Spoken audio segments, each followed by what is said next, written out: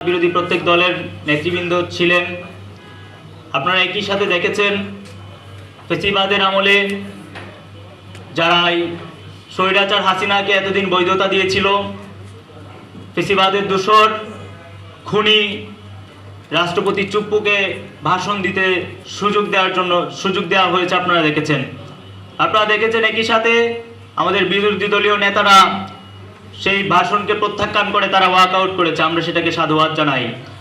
প্রিয় সহযোদ্ধা, বিগত সময়ে গুম খুন যে ইতিহাস তৈরি হয়েছে সে তার সহযোগী ছিল এই রাষ্ট্রপতি চুপ্পু।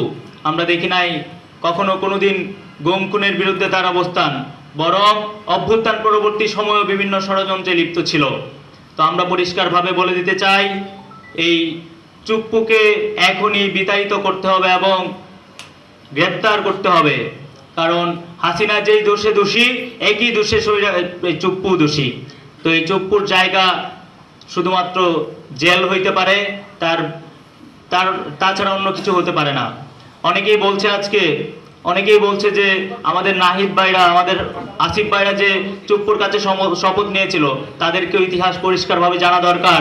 5 তারিখের পরবর্তী সময় থেকে একদম 5 তারিখ থেকেই এই চুপ্পুকে সাংবিধানিক সংকট দেখিয়ে টিকিয়ে রেখেছে বিএনপি।